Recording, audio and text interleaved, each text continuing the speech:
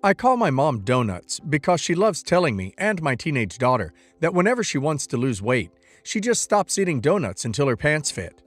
I am overweight, but my daughter is not. Also, we don't eat donuts very often. But obviously that is all it takes for her, so it should be that easy for everyone. Anyway, on to the story in the title.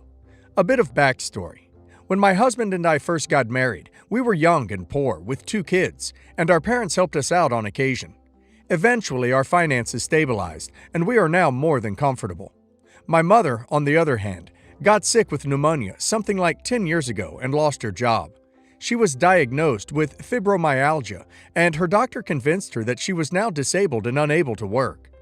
Not saying anything against fibro or those who are disabled. She is just not as sick as she wants everyone to believe. For years, she scraped by with disability payments and credit cards. Donuts prides herself on her independence and ability to take care of herself. So, when she started to find herself over her head with debt, she didn't tell any of her 4 adult kids. Instead, she made some sort of arrangement with the credit card companies to stop making payments. All of this eventually came to a head March 2017, when her disability payments stopped. She knew that her only source of income was ending well in advance. So, like a normal responsible adult, she found a job that would work with her limitations, so she wouldn't have to sell her house and could continue to take care of herself, right? Haha. Instead, she called my brother-in-law, whose kids she was babysitting for free several days a week, and got him all riled up about how she was going to be homeless unless we all stepped in to help her save her house. Brother-in-law then called me to tell me how we had to save her and that my siblings and I should all work together to buy her house for her. Conveniently, neither of my sisters were in a place to provide financial assistance, so all of us buying her house really meant only my brother and I would be putting in money. This conversation happened just before Christmas 2016, before Donut's disability payments ended. My brother and I talked a bit about her financial troubles, but my mom hadn't talked to either of us about this, so we didn't have any of the details. We were hearing about it all through brother-in-law. When Donuts found out that my brother and I had talked, she yelled at me for minimizing her financial troubles to my brother, and when I reminded her that I had no idea what her financial troubles actually were, because she had never actually talked to me about them, and that she had sent brother-in-law to do her dirty work, she responded with, "Brother-in-law is just worried about me because he cares."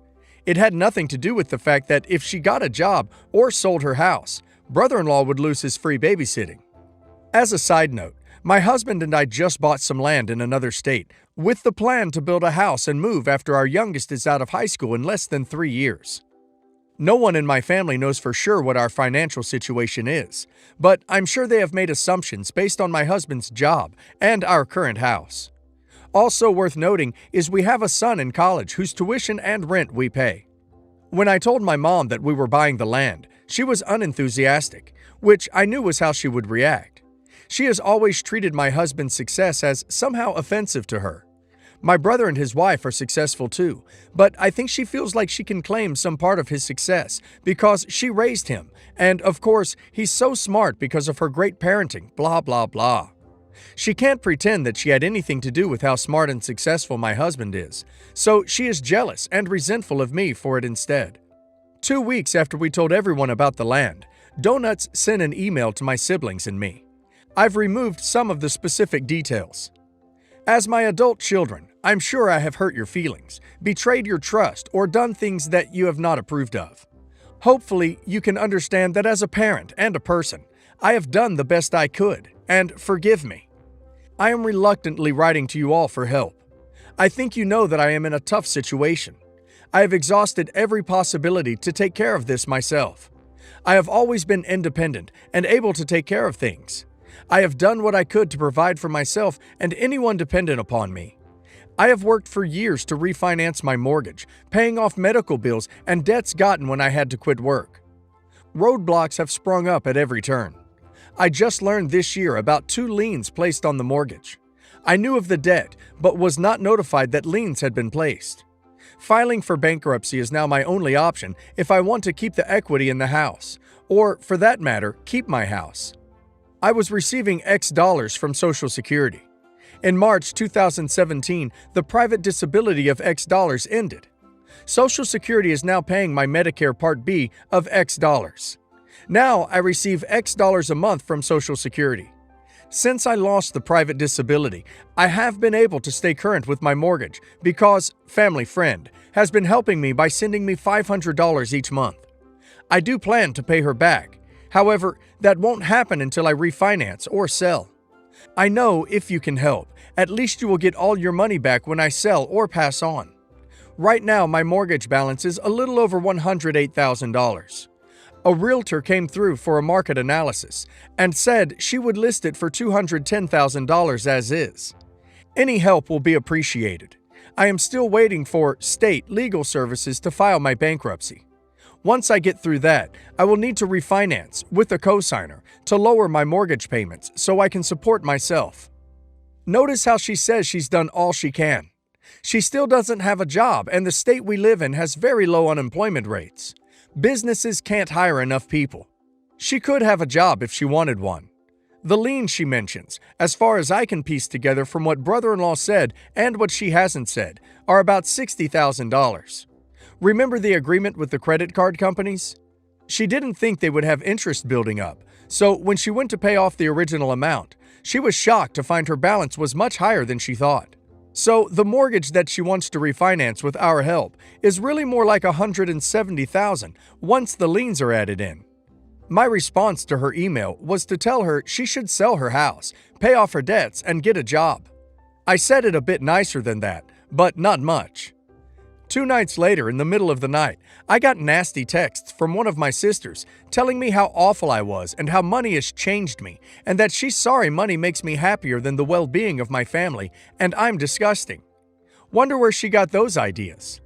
So now, because I won't give my mom money, I'm apparently a terrible daughter and sister, and they are all giving me the silent treatment, which honestly is pretty nice. But sometimes all the crap my mom has done, not just the latest round, but those are stories to come, makes me really mad at her. She uses the silent treatment to make me come to her and beg her to talk to me. That isn't happening this time, so I'm finally venting here, because you all get it. I can rage at her all I want without playing her stupid games. The best part is, in spite of everything, if she just asked for help with her credit cards at the time, I would have probably helped. But her pride is so important. So she didn't, and now I'm the a-hole for not potentially jeopardizing my family's future to bail her out of her years of mistakes. Your same sister who doesn't have the means to help your mother writes that BS to you? I'm sorry, she's as big a jerk as your mother. First of all, even if you could readily afford to fork over $170,000, or whatever it turns out to be, it would be insane. It sounds like your father is no longer in the picture. The best thing for her to do is sell that house, pay off debts, and move into an apartment. Or here's an idea. Your B sister can move your mother into her own house. For real though, unless there are some truly compelling reasons, I'm not sure why she doesn't just want to sell the house and find something she can more easily afford.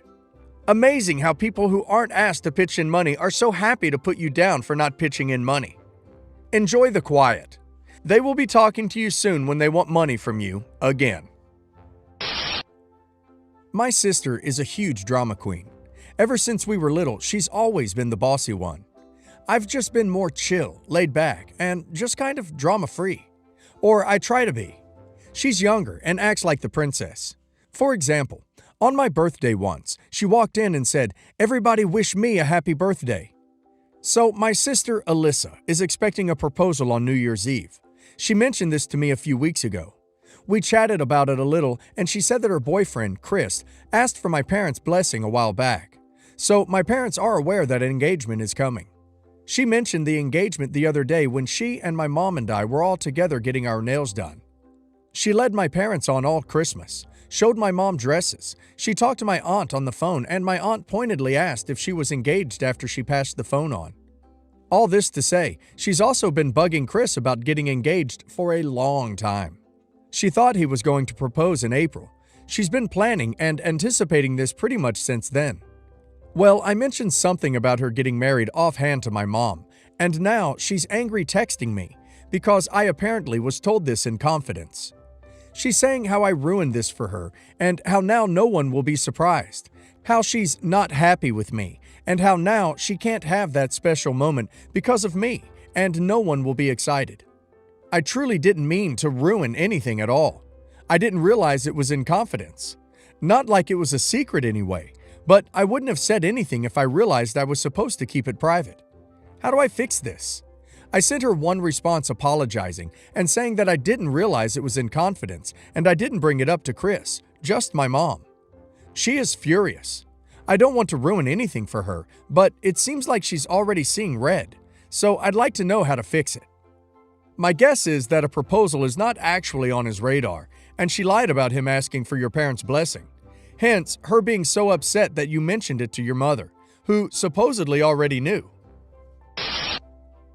So, I'm just going to put this here to give an example of some of the crazy things my mother-in-law does. This was a recent trip to see them. Last time I went, I cried myself to sleep 5 out of 7 nights. But now I'm a bit older and wiser and learned to not really care but enjoy the insanity as they make great stories to tell. So, they just moved houses after living pretty isolated in the mountains. They are now down on the coast. They have 4 cats. DF is an only child, and we are over for his birthday.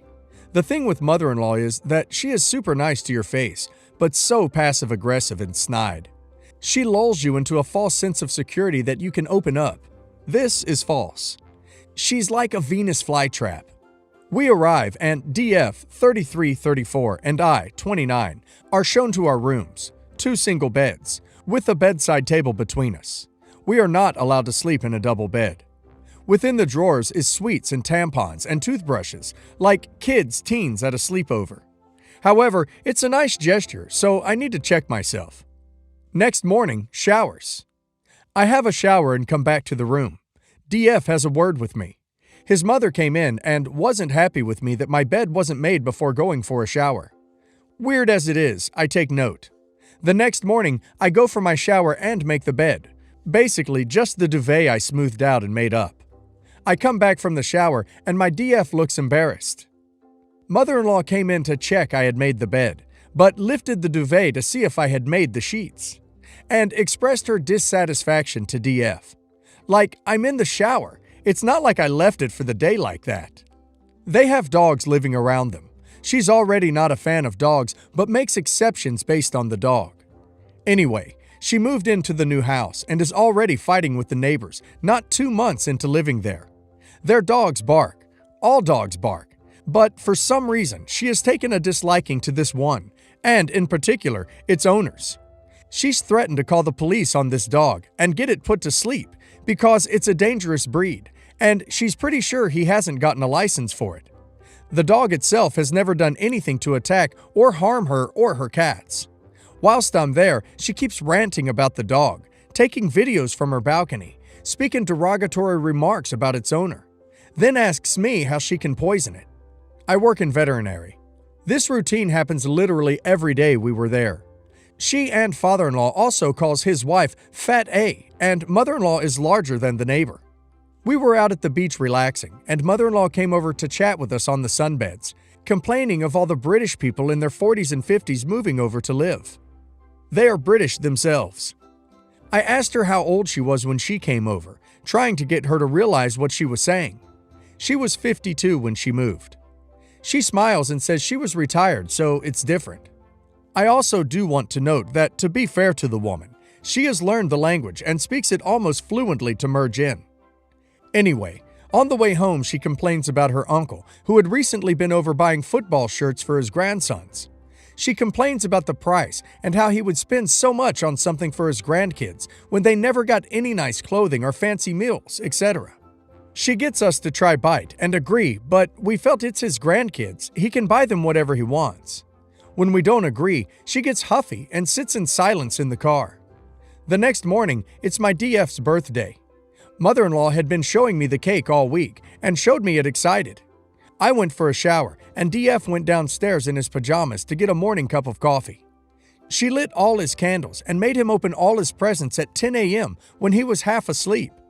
He asked to wait until I was out of the shower so I could be there to blow out candles and watch him open presents.